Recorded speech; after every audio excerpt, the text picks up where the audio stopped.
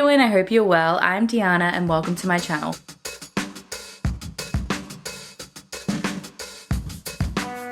And today we're going to do a series check-in. It has been a while since I posted my first series check-in. That was back in September. So I figured I would give you an update, especially because finishing series or keeping on top of series is a big goal of mine in 2025. And hopefully I will check in 5-6 months and give you another update before the year wraps out. So first things first, let's get into the stats. As of my last check-in, I had completed 93 series. Since then, I've completed 112 series, which is an additional 19 series, which I've completed, which blows my mind, and we will try and be as rapid fire as possible when I talk about those series in the next segment. Next up is our DNF category. So in September, we had DNF'd 14 series. Since then, I've now DNF'd 30, which is an additional 16 series I've decided I'm no longer going to continue with, therefore can be removed from my spreadsheet. Up to date, I was up to date with 41 series in September, now up to date with 53, which is 12 series. This category can be cheating a little bit because it could mean that I have just read the first book of a new series, but still. And then we get to our biggest category, which is our in progress series. Now, as we know, in progress could mean it's a series I've just started one book, I'm most of the way through, and anywhere in between. And in September, I was in the middle of 121 series, and now I'm in the middle of 123 series, which is a 2 series increase.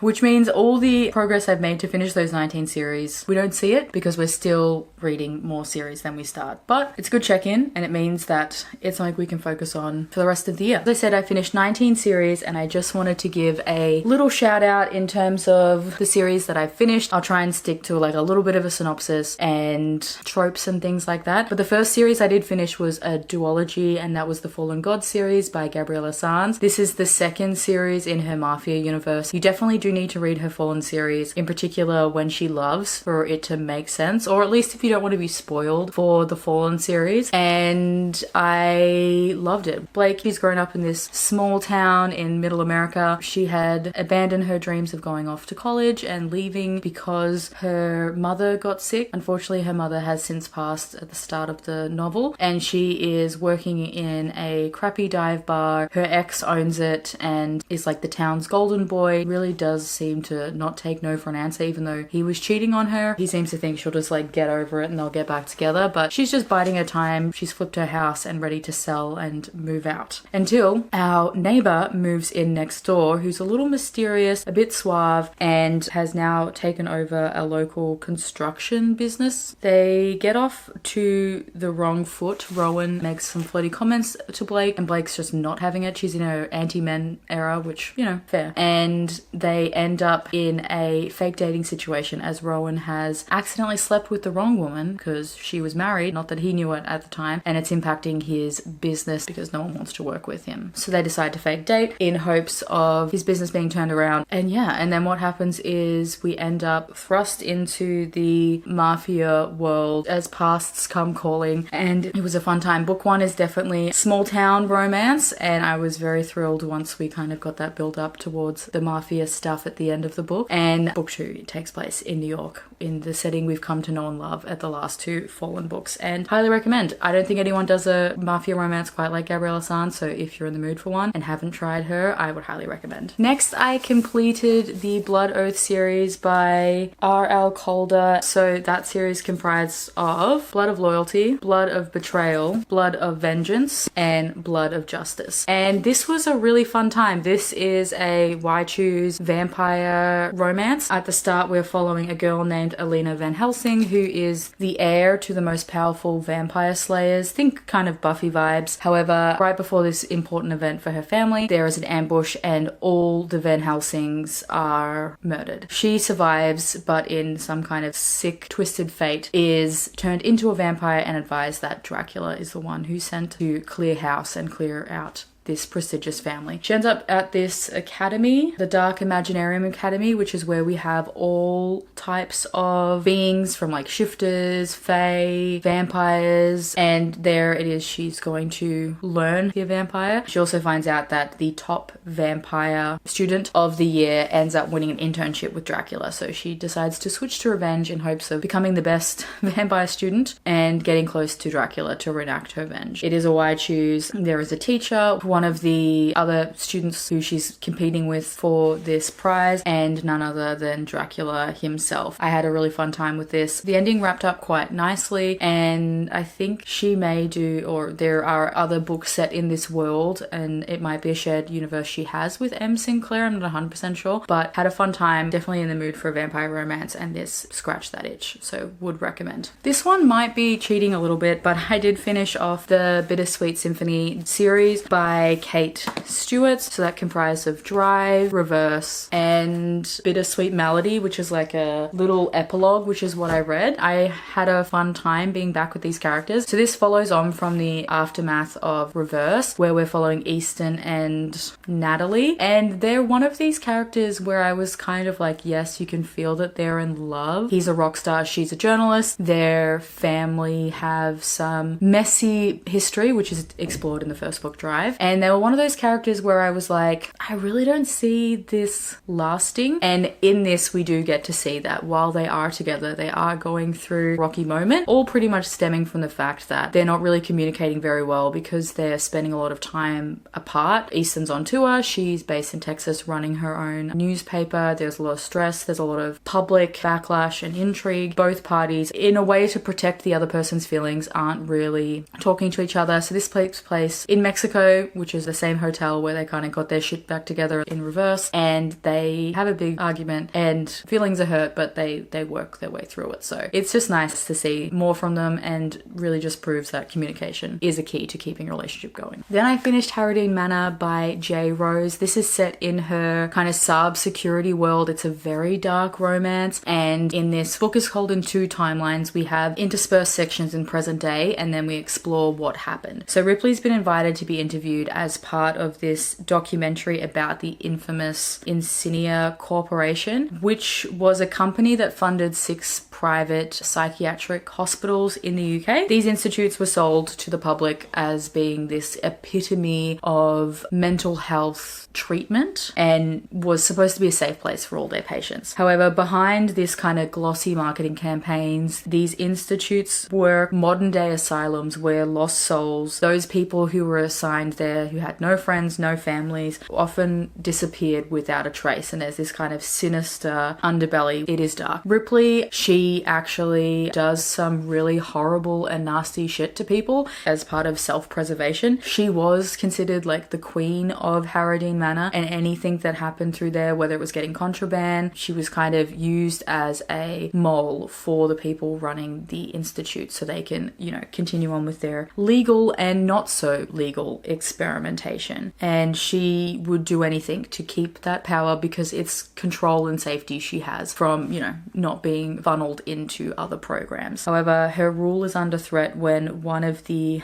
other institutes is on lockdown, so they're funneling inmates there, and it turns out with the arrival of the new inmates, 2 of them were men that she dealt with at the previous institution she was in, and was people who murdered her best friend, and they will stop at nothing to get their revenge on her, and they now want to take over rule of Harrowdean Manor. This is full of morally grey characters. You see these characters put in a horrible situation, an unfathomable situation, and they are forced to make choices, and neither of them are good choices. It's like, do you pick the bad choice or the worst choice? And they do what they can to survive. I love this series, I love this world. I do need to go back and read the Blackwood Institute, but if you're into some deliciously dark romantic suspense, highly recommend J. Rose and this entire universe. Next, I finished the Primordial Covenant Duet by J.C. Balenka. This is a Omegaverse which follows a masked group of rock stars, like think Ghost, Sleep Token, old school Slipknot, that kind of thing. And the books in this duet are these fates that guide us and these bonds that unite us. And we are following Omen, who's essentially in witness protection. She has been funneled out of her home and her state as despite this being an Omegaverse world where generally there is a queer normative and polynormative nature to this world, pacts are a thing. There's a lot of different sexual identity which is embraced and celebrated. However, there is a darkness to this world, and there is a rise of this quite dangerous religious figure who is preaching that alphas and omegas are abominations and they should be wiped out. Omen has been funneled away from this borderline cult church and is given the chance to safely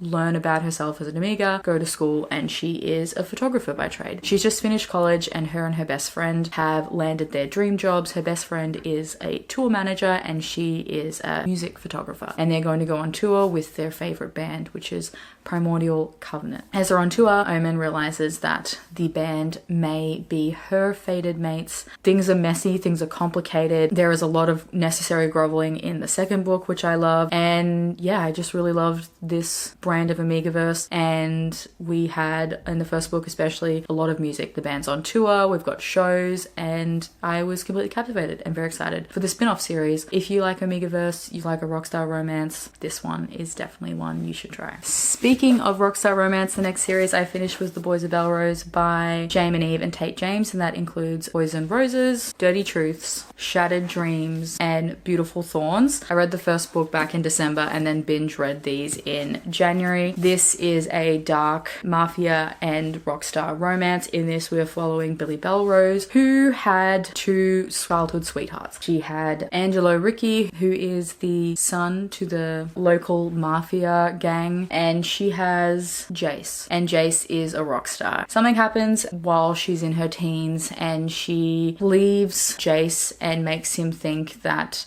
she doesn't love him and she's only ever been, because they were kind of in this like throuple, and she makes it seem like she's chosen Angelo and he has just signed a big contract with a record label and goes off to take the world by storm. In a fit of rage and just bitterness, he names his band Bellerose after her and proceeds to write one of the most heartbreaking breakup albums ever. So basically it's a big F you to Billy to say like, look, you've missed out on a good thing, and now every time my band is played on the radio, you will have to think about what you lost. And then her parents are murdered. It seems to be that her parents were involved in some shady stuff, and she freaks out and is on the run. So it's been years and she hasn't spoken to either Angelo or Jace, and she's just been working cash in hand jobs and staying under the radar. Despite the nice hefty fortune her parents have left to her, she's worried it's dirty money and that someone is gonna come looking for her. One night, one of the housemate says, hey, I need some help at this restaurant. Turns out, unfortunately, it's one of Angelo's family's restaurants, which she's kind of like, oh crap, I really need the money, so let's keep going. First night's fine. Second day she goes back when Angelo and a bunch of his goons shoot up the place, and she is on the run. They're after her, and she figures she'd book it to some kind of heavily populated area so she could protect herself. She ends up at a club and runs into this beautiful tattooed boy who turns out to be the guitarist of Bellerose, and in one night she has been brought back into the vicinity of both Jace and Angelo, and it is a why choose dark romance. Some of the plot twists in here is kind of like soap opera level engaging. I was hooked and completely love it. I love these two authors. I really enjoyed the world that they created and this mix of mafia meets rockstar, and it was a lot of fun. If that sounds up your alley, highly recommend. Then I finished The Anatomy Duology by Dana Schwartz, which is made up of immortality and anatomy, and this is a beautiful historical YA fiction. It is set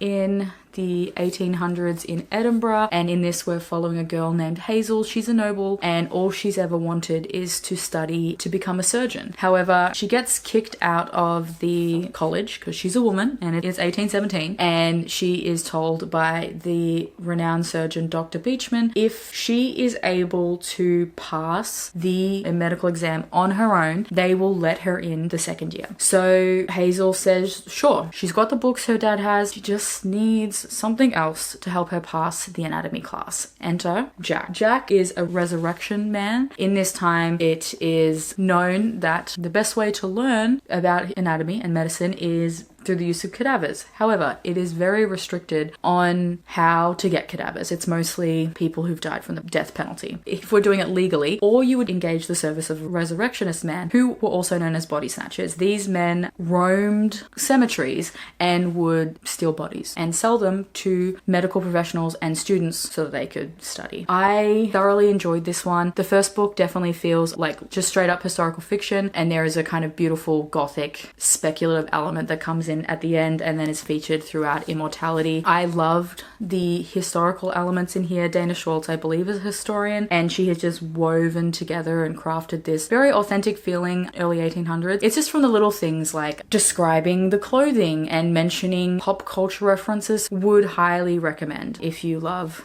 that kind of time period, or you do love a gothic romance. Another one that might be cheating, I finished off the Sea of Ruins series by completing the prequel novella, which is called King of Libertines. This is a dark pirate historical romance, so if you love Pirates of the Caribbean but want something really dark and delicious, this is for you, so please check your trigger warnings. And we are following Bennett, who has run away from her mother, who was a noblewoman, and joined her father for a life of piracy. At the start of this novel, she is frustrated. Her father has left clues to her about where his treasure is hidden, but she's been yet to uncover the clue. And her husband, or currently her ex-husband, Priest, has usurped her ship from her. So she's a bit pissed off at him, and she's trying to get her new crew, get her income back together, and find out the mystery of where her dad's treasure is. While doing that, she gets snatched up by Ashley, who is a captain of the Royal British Navy, and he is essentially here to catch pirates and send them back for sentencing. So yes, it is quite dark. Like, it does lean heavily into that pirate vibes, and the historic setting feels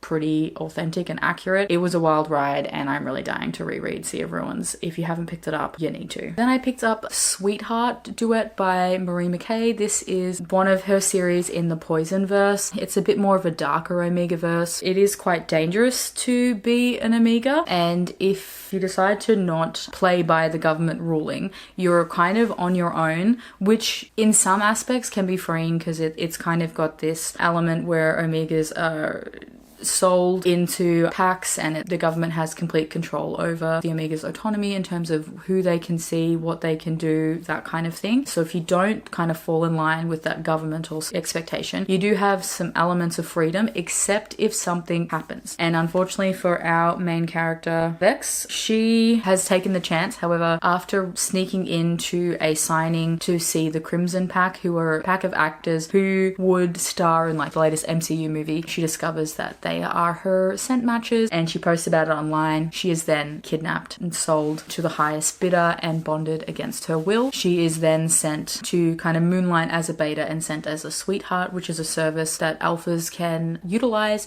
to help calm down their alpha urges, and it's normally a beta. It is a bully romance, which I did enjoy, mostly because we have like a good bit of grovel in book 2, which kind of makes up for their shitty attitude. And it was my first taste of the Poisonverse, and very excited to continue and read more from Marie McKay. I then finished Wilde Boys by Sarah Kate. So this series comprises of Gravity and Freefall. Both of these are menage romances. This first one is an MFM, and we've got a female main character who ends up in a relationship with the guy and the guy's dad. Her sister and the son of this guy and brother of this guy were dating, and they died in a helicopter accident, and everyone is kind of grieving. Nash ends up bumping into this girl, and Alistair, the dad, realizes that this is the first time Nash has kind of like broken out of his bubble of grief, so hires her to date Nash. They all live on this isolated island together that the dad owns, and smuttiness ensues. Freefall follows one of the characters who didn't end up with the girl in book 1, and this one is actually an MMF, and everyone is loving everybody. It again is quite messy. I think at one point I hated every character in this book, but they were so real and authentic, and it's made that HEA very worth it. It's Sarah Kate. I think it's one of her earlier series, but has her signature spice, and if you're in the mood for kind of a taboo-y erotic romance, would highly recommend this series. Then I finished the Mitchell Brothers Duet by Jasmine Miller. These are small town romances. the first book, Baking with the Rockstar, follows a girl who has become the primary caregiver to her sister's child after she dies and ends up moving across the country to be with like a family friend and ends up falling in love with the rockstar, and it is a very cute romance. The sequel follows the best friend of the girl in book 1 and the brother of the rockstar, and it is their relationship. It's a friends to lovers. The female main character, who for life of me I cannot remember her name, is a dancer, and she has had a really severe injury after a car accident and is recovering. At this point she is recovered and the doctors have said it's all good, but she's too scared to try and dance in case she can't do it again, and that's her whole life, and so she's kind of stuck in this bit of a limbo. And the brother is a writer, and again he's in a bit of a limbo. Everyone's waiting for his next fantasy book, and it's them. They end up going to a little retreat, and it really pushes him to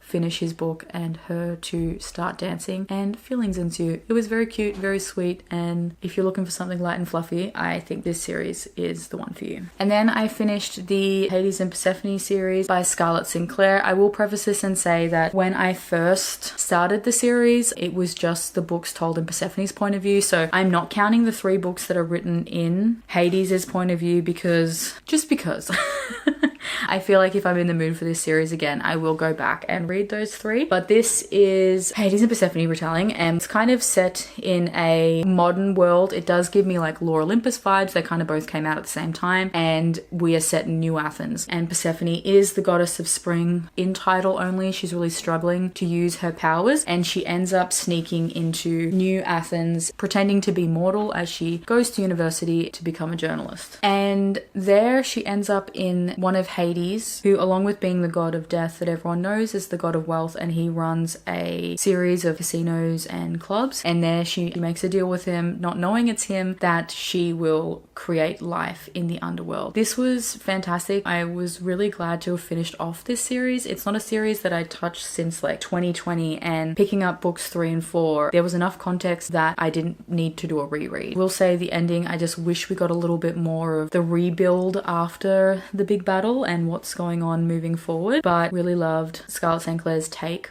on the Greek myths and setting it in her own urban fantasy world. Then I finished The Shattered Silence Duet by Shona Knight, and this is a dark, very dark, why choose romance, which does have a romantic suspense and Criminal Minds vibes. In this we're following Mina, who has been locked in the basement of her mother's house for 10 plus years. She doesn't really have any connection to the outside world and has never really been treated with kindness. She used to fight back when she was younger, especially after it all first happened, but her mother fought back in a brutal way by pouring bleach down her throat, so she is now mute. For some reason, Mina's mother has now let her leave her house and attend high school, which confuses Mina to all hell because she's 21, but the mum has enrolled her as a 17-year-old, and it's the first little bit of freedom that Mina has had in a very long time. Her mother threatens her if she mentions the abuse to anybody, and she realizes that the outside world is a lot scarier and overwhelming than she thinks it is. She ends up making 2 fast friends on her first day after she has a panic attack with twins Jasper and Max, and then we have 2 teachers that are kind of looking after her. It's her guidance counselor Gideon and the coach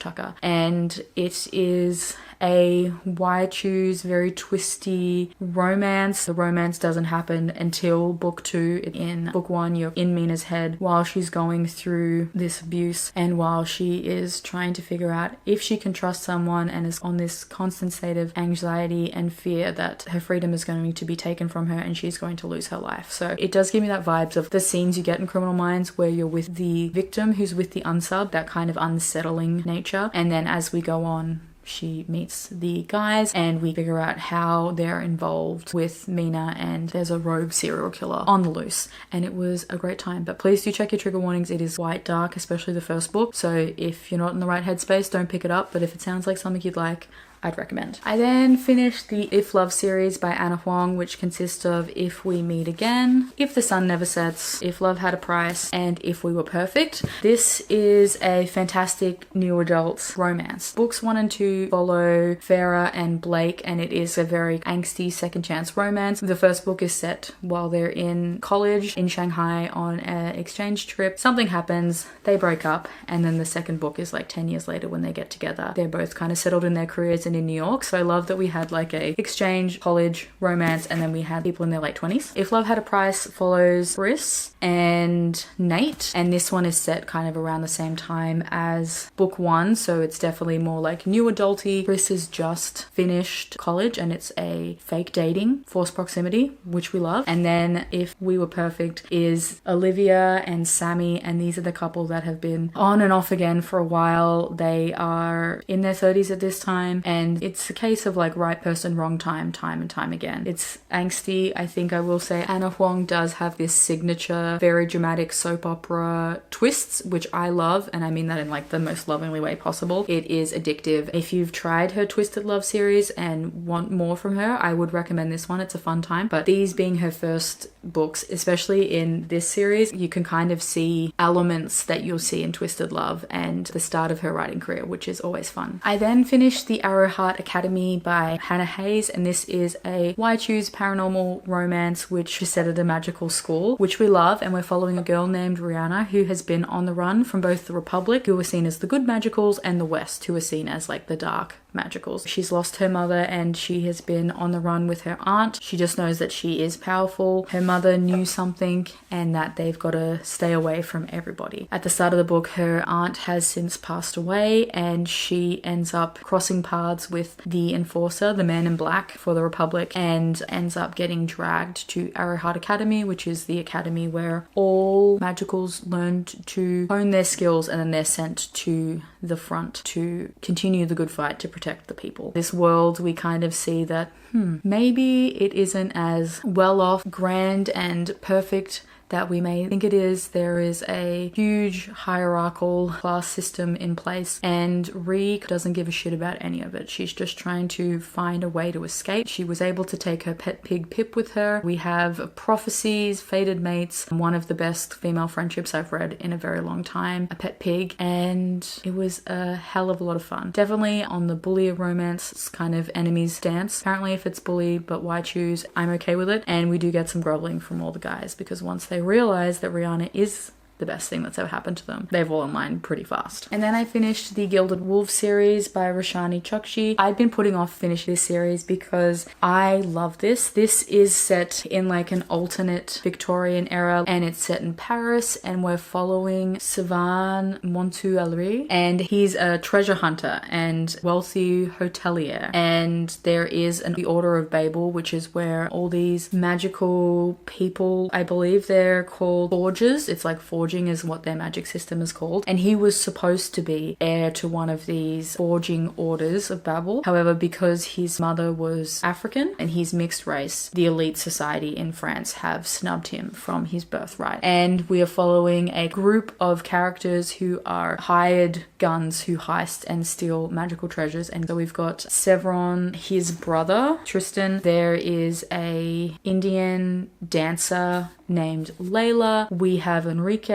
he's also mixed race. I think he's Malaysian or Philippine and some kind of white nation, and he is the historian. We have Zofia, who is a Polish engineer. Then you have Helios, who is another rich aristocrat, similar to Sevron, but he is more white passing, so he was able to keep his chain of command, and they get roped into a job that ends up being a little bit more than we think it is. I love Shani's writing style, but the way she's able to weave in different cultures and folklore. Enrique is like the Bible and has the brain that knows everything, and we've got puzzles as they try and uncover the locations of these relics, and there is just a beautiful exploration and discussion about race and racial identity, and also about colonization and who do these items belong to. Is it the white people that have found them, or do they belong to the people who had idolized and respected and treasured this item for years and years? It ended so so beautifully. I am definitely going to reread this. If you liked the heist element of Six of Crows by Leigh Bardugo and love that riff-raff gang of misfits, this is definitely something for you. There's just this beautiful element of culture, folklore, and race that's weaved in, which is just stunning. Honestly, I think everyone should read this. Then I finished the Mead Mishaps series by Kimberly Lemming, and that includes That Time I Got Drunk and Saved the Demon, That Time I Got Drunk and Needed a Love Potion at a Werewolf, and That Time I Got Drunk and Saved a Human. These are some of the funniest books I've ever read. It definitely gives like cozy fantasy romance. There is some higher stakes plots in comparison to like a Travis Baldry, which is a bit more like low stakes cozy. We have black characters in all of these, which is fantastic, and I completely love the writing style. It is humorous, light. First book we follow Cinnamon, who accidentally saves a demon, and we realize that the demons aren't these mindless soul-sucking creatures. In fact, the demon is a dragon in this particular instance, and they've been brainwashed by this prophet who's set up a church and has been abusing her power, and she unwillingly goes off into an adventure to save all demons, and the rest of the series follows on after that. We have a cheesemaker and a werewolf, and yes, a love potion is yeeted at them and fated mates ensues, and then we've got another dragon and human. He saves her from an evil dragon and brings her home. Funny, lovable characters, and definitely one I highly recommend. Then I finished the Second Son series by Emily Rath. This is her Regency Why Choose romance. The first two books, Beautiful Things and His Grace the Duke, follows Rosaline Harrow and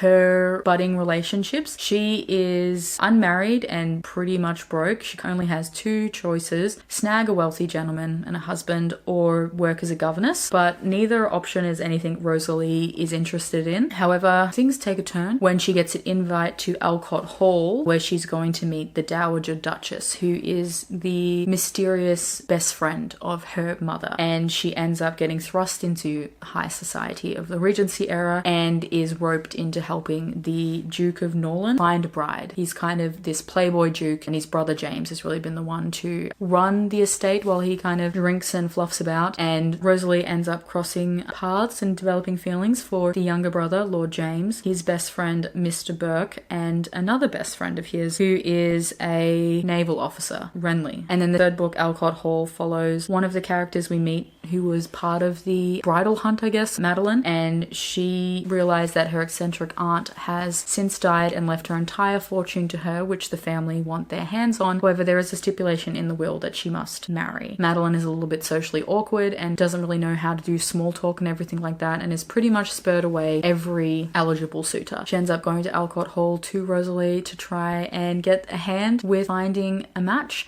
and there she ends up developing some feelings for the groundskeeper, I think his name is also James, and then the returned vicar named Charles Bray, and it is their messy romance. Next series I finished was The Prophecy of the Forgotten Fae by Tessania O'Dette. This one is a YA fantasy where we have witches, we have prophecy, there is a talking unicorn named Valor who we love, and we've got political intrigue. We're following a group of characters, first off being Cora, who is a witch. She has run from Duke Molokai and the Kingdom of Kuro and is with the forest people. These people are the descendants of the Farron and the Fae and still practice magic. She is a powerful clairsentient witch, which means she is an incredible empath. Ends up bumping into Duke Molokai's soldiers and realizing that they're hunting unicorns, and she saves a unicorn, and Valor becomes her best friend, and she vows to protect as many unicorns from being captured. Then we have Terran, who is the Crown Prince of Soleil. His kingdom is an absolute financial ruin, as his father attempted to pull a Henry VIII and depose his current queen to put his mistress on the throne. However, that backfired thanks to the queen's tenacity and powerful allies. So now the kingdom is in financial ruin, and the only way for Terran to save everything is to land an alliance with the kingdom of Mina and marry the princess Mello. She doesn't have any interest in marrying after she lost the love of her life, who is Taran's half-brother, Laralus, and has come up with a challenge for the eligible suitors. Three top suitors, who Taran is one, must fulfill her heart's desire to catch her throne, and they need to find 3 unicorns.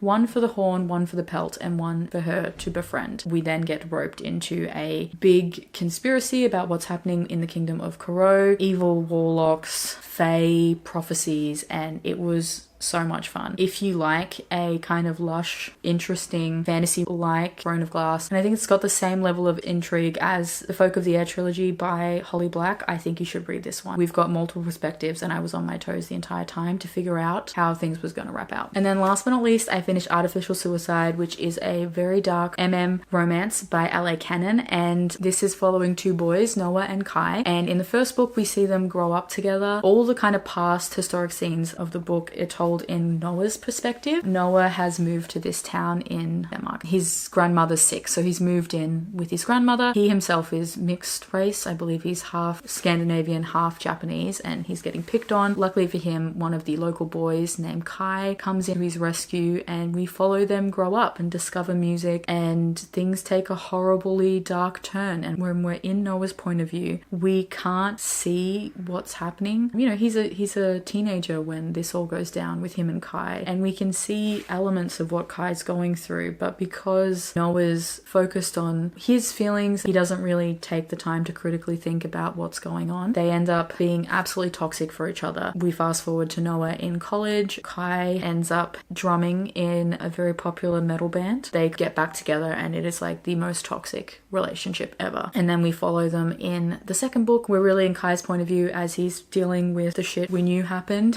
and their lead singer has been accused of assaulting women and has been kicked out of the band, so they need a new singer stat. And who happens to get the job but Noah? These precious babies, these precious beautiful boys of mine, I'm so glad that they got their happily ever after. It is angsty, it is dark, it is messy, it's toxic at times, but the fact that they're able to come together, finally talk to each other, is fantastic. And Kai has gone through a lot of stuff, and to cope with that he tried to drown it all away with substances, so there is some discussion of drug use. He's been through rehab, and I do love the way that he's now in a healthy place and he's got a therapist, and I really enjoyed watching that element. It was beautiful. I love these boys, and I'm so excited to see what L.A. Cannon does next. All right, next category, I will take you through a little flip through of all the series that I'm currently up to date with. So this means there is no more books currently released, and I'm just waiting for the next release. So let's flip through to the series that I'm caught up with.